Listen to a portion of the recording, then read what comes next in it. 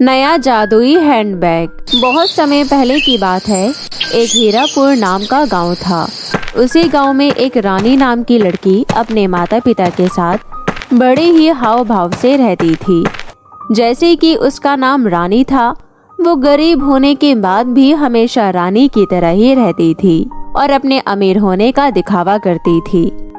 रानी बहुत ही सुंदर और आकर्षक थी और वो हमेशा अपने मेकअप में लगी रहती थी। रानी की सहेलियां भी रानी की खूबसूरती से बहुत जलती थी। रानी अपने गोरे रंग का बहुत ध्यान रखती थी। सब कुछ होते हुए भी रानी की कई गलत आदतें थी। वो अपने माता पिता की एक भी बात नहीं मानती थी और वो सदैव लोगों से अपना काम करवाने की इच्छुक होती थी। रानी की माँ संगीता रानी का बहुत ध्यान रखती थी, परंतु कहीं न कहीं रानी बहुत घमंडी हो गई थी और वो अपनी माँ से अच्छे से बात तक नहीं करती थी। रानी के पिता सुनील अपने पिता के खेतों में काम किया करते थे। फसल का मौसम ना होने पर वो गांव के बाहर एक फैक्ट्री में नौकरी करने जाने लगते हैं। कम वेतन की वजह से वो रानी की बड़ी बड़ी इच्छाएं पूरी नहीं कर पाते थे, जिससे रानी अपने पिता से गुस्सा हो जाया करती थी। एक दिन रानी के पिताजी रानी से कहते हैं, रानी, मेरी प्यारी बेटी, तुम्हारी माँ सुबह से खेतों में काम कर रही है। तुम भी चलकर उनकी कुछ मदद कर दो, इससे उनके काम में सहायता हो जाएगी। नहीं पिताजी, मैं खेत पर काम नहीं कर सकती हूँ। इससे मेरी स्किन काली हो जाएगी और आप तो जानते ही हैं, मैं एक रानी हूँ और रानी हमेशा एक रानी की तरह ही रहती है। मेरी प्यारी बेटी, अगर तुम खेत में काम करने गई तो मैं तुम्हें एक सुंदर सा हैंडबैग ला कर दूंगा। रानी हैंडबैग का सोचकर खेतों में काम करने के लिए चली जाती है। वहाँ पर खेतों में बहुत सारे मजदूर काम कर रहे होते हैं। उन्हीं मजदूरों में उसकी माँ संगीता भी होती है। रानी बहुत आलसी थी। वो साइड में बैठकर लोगों से काम करवाती है। तभी रानी को एक चमकदार चीज दिखाई देती है। वो चमकदार चीज क्या है? अरे, वह तो एक जादुई पेड़ है, परंतु तुम वहाँ मत जाना, वहाँ जाने में बहुत खतरा है। रानी मजदूर की बात ना सुनकर लालच में आ जाती है और रानी मन ही मन बोलती है, अगर ये जादुई सोने की एक भी पत्ती मेरे हिस्से में आ गई तो मैं बहुत अमीर हो जाऊंगी और फिर मैं किसी रानी से कम नहीं लगूंगी और मेरे पास अच्छा अच्छा सामान खरीदने के लिए बहुत सारे पैसे भी होंगे। इतना सोचकर रानी उस जादुई पेड़ की ओर बढ़ने लगती है। रानी उस पेड़ के पास पहुंच जाने के बाद वो उस पेड़ को हाथ लगाती है। तभी उस पेड़ में से एक आवाज आती है, कौन है जिसे मेरी तपस्या भंग कर दी है? मैं उसे छोड़ने वाला नहीं हूँ, जल्दी बताओ, वरना मैं तुम्हें यही भस्म कर दूंगा। और पेड़ को जाकर सब कुछ सच सच बताती है। तुम तो मेरी प्यारी बच्ची हो, तो तुमने अपने सभी गलतियां बहुत अच्छे से मान ली, इसलिए मैं तुम्हें माफ कर रहा हूँ। मुझे पता है तुम एक अमीर लड़की बनना चाहती हो, परंतु ऐसा एक बार में संभव नहीं है। तुम चाहो तो मेरे इस पेड़ से रोजाना एक सोने की पत्ती ले जाना, पर ध्यान रहे उस समय तुम मुझे डिस्टर्ब मत करना। बिना डिस्टर्ब किए इस पेड़ से एक पत्ती ले जा सकती हो। रानी पेड़ के कहे अनुसार उस पेड़ से एक सोने की पत्ती ले लिया करती थी। रानी बहुत खुश थी कि अब वो जल्द ही एक अमीर लड़की बनने वाली है और इस तरह रानी अब रोजाना उस सोने के पेड़ से एक पत्ती ले आया करती थी। परंतु रानी इससे ज्यादा अमीर नहीं हो पा रही थी और एक दिन उसके मन में लालच आ जाता है और रानी सोचती है, अरे पेड़ की आंखें तो बंद है और इतने दिनों से मैं तो रोजाना एक सोने की पत्ती ले जा रही हूँ, जिससे मैं बहुत धीरे धीरे अमीर हो रही हूँ। क्यों ना आज मैं 2 या 3 सोने की पत्ती ले लूं? ऐसे तो मैं जल्दी अमीर हो जाऊंगी और एक रानी की तरह ठाठ से रहूंगी। इतना सोचकर रानी 3 सोने की पत्ती ले लेती है और अपने घर आ जाती है। पेड़ अपनी जादुई शक्तियों से सब कुछ देख रहा था। रानी के इस व्यवहार से पेड़ क्रोधित हो जाता है और उसे दुनिया की सबसे काली लड़की में बदलने का श्राप दे देता है। यहाँ रानी खुशी खुशी अपने घर में मेकअप कर रही होती है, तभी वो दुनिया की सबसे बदसूरत लड़की में बदल जाती है। रानी अपना ये बदला हुआ रूप देखकर हैरान हो जाती है और जोर जोर से रोने लगती है। माँ, पिताजी, देखो मेरे साथ क्या हो गया। मैं दुनिया की सबसे खूबसूरत लड़की थी और अब देखो मैं दुनिया की सबसे बदसूरत लड़की बन गई हूँ। कृपया मेरी मदद कीजिए, मुझे पहले जैसा कर दीजिए। रानी के माता पिता भी जब उसको इस हालत में देखते हैं तो उन्हें रानी पर बहुत दया आती है। रानी बेटी, तुम रोजाना उस सोने के पेड़ के पास जाती हो, परंतु आज तक तो ऐसा नहीं हुआ, फिर आज ये तुम इतनी काली कैसे हो गई? फिर रानी अपनी माँ को सब कुछ सच सच बता देती है कि किस तरह वो जल्दी अमीर बनने के लालच में वहाँ से 3 सोने के पत्ते इकट्ठे तोड़ लाई थी और जिस वजह से उसका ये हाल हो गया। प्यारी बेटी, अब तुम्हें पहले जैसा करने के लिए हमें उस पेड़ के पास ही जाना होगा, वही तुम्हारी मदद कर सकता है। चलो हम तुरंत जाकर उस पेड़ से मदद मांगते हैं और तुम अपने किए की माफी मांग लेना। रानी ऐसा ही करती है और अपना चेहरा ढककर उस पेड़ के पास पहुंच जाती है। पेड़ जी, कृपया मुझे माफ कर दीजिए, मैंने लालच में आकर आपके सोने के खजाने में से 2 पत्तियां ज्यादा तोड़ ली थी।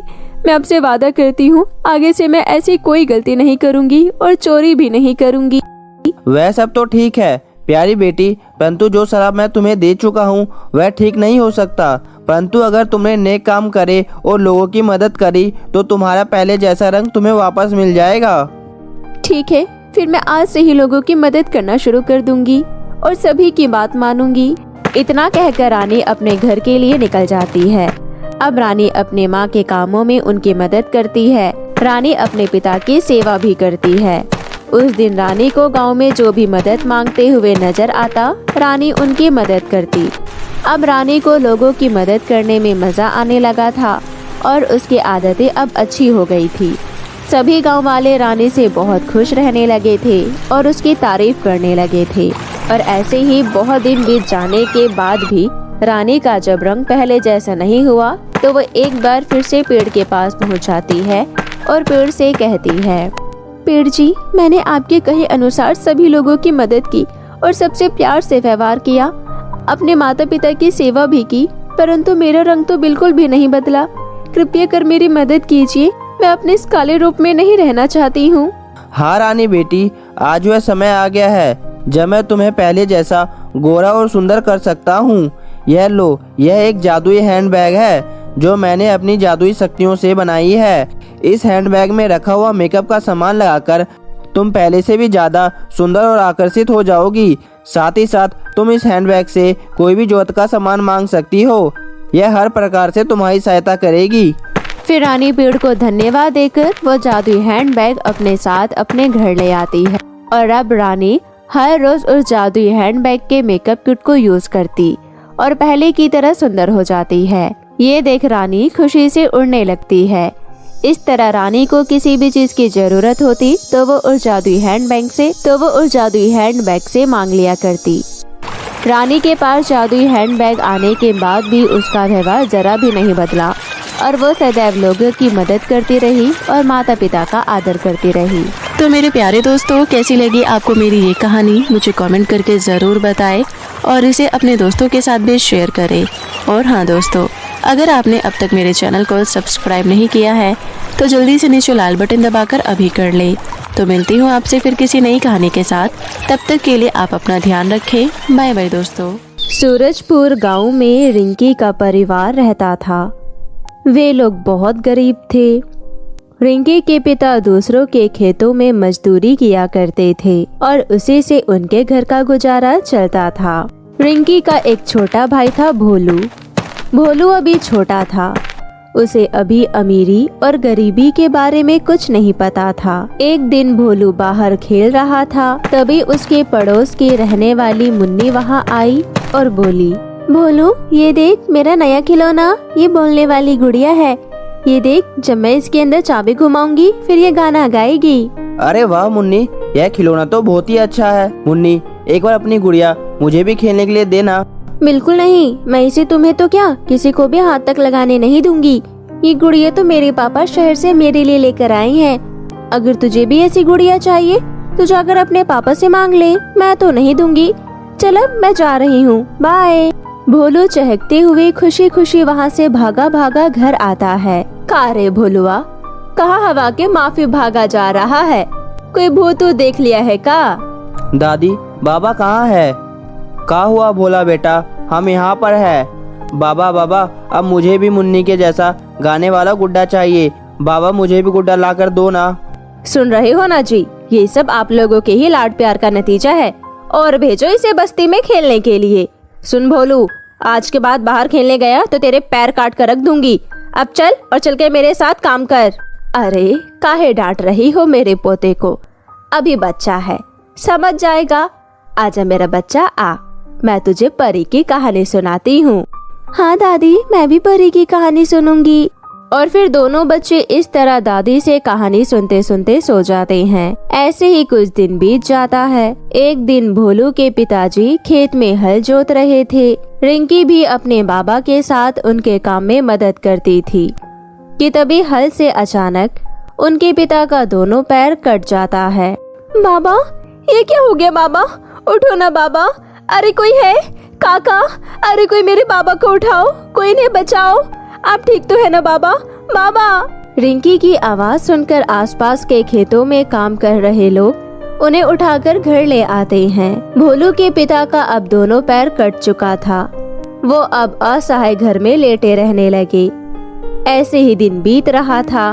माँ, बहुत भूख लगी है, कुछ खाने को दो ना माँ। भूख लगी है तो मैं क्या करूं? ले, मुझे ही मारकर खा ले, इससे तो तेरी भूख बुझ जाएगी ना। अरे ओ भोलुआ की माँ, ये बच्चों के सामने का अनाप शनाप बोली जा रही है।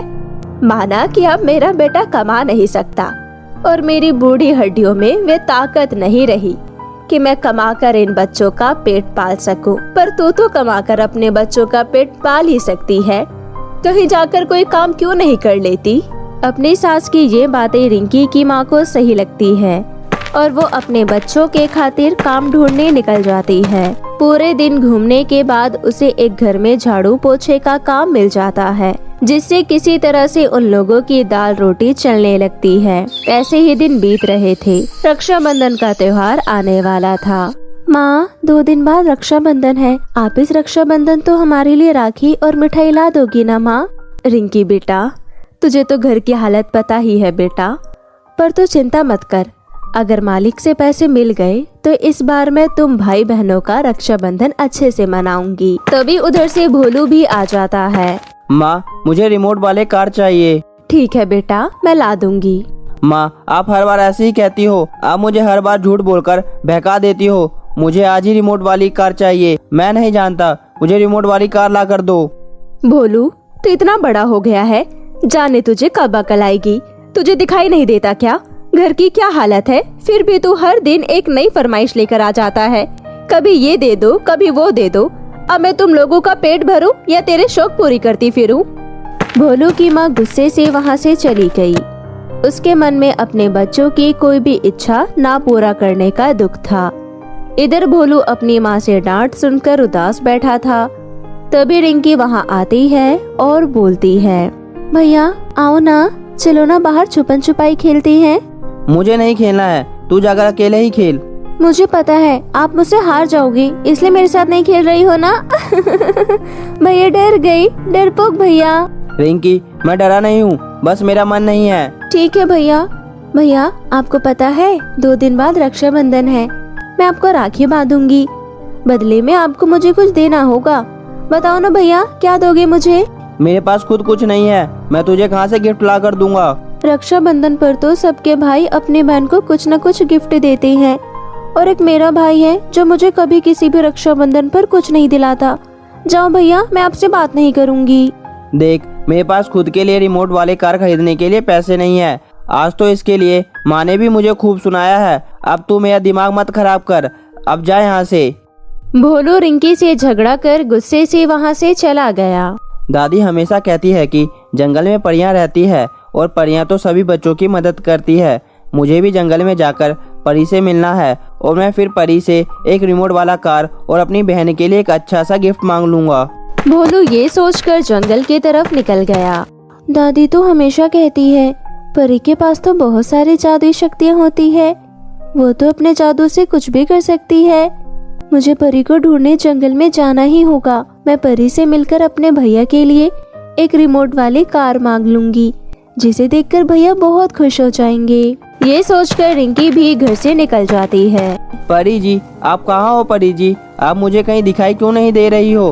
परी जी। भोलू परी को पुकारते हुए एक झरने के पास पहुंच जाता है। पानी के सरसर की आवाज सुनकर भोलू झरने के पास चला जाता है। परी जी, अब तो सामने आ जाओ, कहाँ हो आप?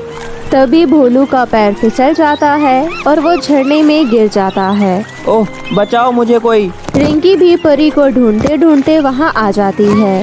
ये आवाज तो मेरे भाई भोलू की है। भैया, कहाँ हो भैया? दीदी, बचाओ बचाओ दीदी। रिंकी जल्दी से पानी में तैरकर भोलू को किनारे पर ले आती है, लेकिन तब तक भोलू के पेट में खूब सारा पानी चला जाता है और वो बेहोश हो जाता है। भैया, आंखें खोलो भैया, भैया उठो भैया, भैया आंखें खोलो। रिंकी भोलू को उठाने की बहुत कोशिश करती है, लेकिन वो नहीं उठता है। रिंकी को यूं रोता देख वहाँ पर एक परी आती है। रिंकी, परी जी, आप, मुझे पक्का यकीन था आप मुझे जरूर मिलेंगी। परी जी, मेरे भाई को बचा लीजिए परी जी। अभी परी अपनी जादुई छड़ी घुमाती है और भोलू होश में आ जाता है। भोलू भी परी को देखकर बहुत खुश होता है। रिंकी, तुम दोनों भाई बहन ने मुझे बहुत याद किया। मुझे ये देखकर बहुत ही अच्छा लगा, और खासकर रिंकी तुम बहुत ही अच्छी लड़की हो। तुम नेक दिल के साथ साथ बहादुर भी हो।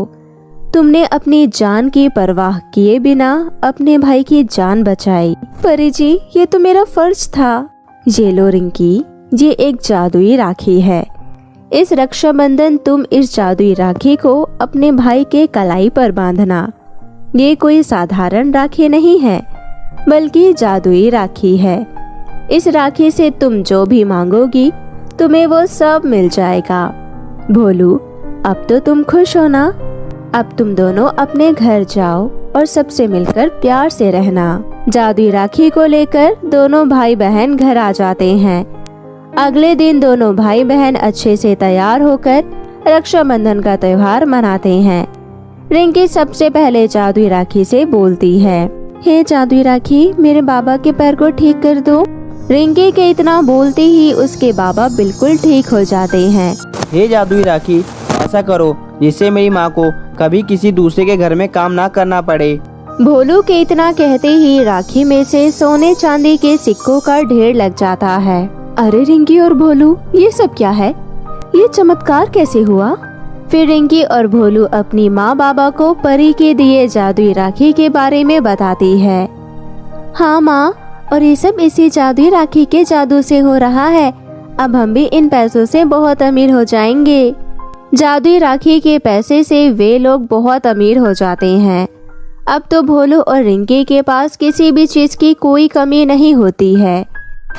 वे अब जो चाहते उन्हें सब मिल जाता और सभी खुशी खुशी जादुई राखी के साथ रहने लगते हैं। तो मेरे प्यारे दोस्तों, कैसी लगी आपको मेरी ये कहानी? मुझे कमेंट करके ज़रूर बताएं और इसे अपने दोस्तों के साथ भी शेयर करें। और हाँ दोस्तों, अगर आपने अब तक मेरे चैनल को सब्सक्राइब नहीं किया है तो प्लीज़ जल्दी से नीचे लाल बटन दबाकर अभी कर लें। तो मिलती हूँ आपसे फिर किसी नई कहानी के साथ। तब तक के लिए आप अपना ध्यान रखें। बाय बाय दोस्तों।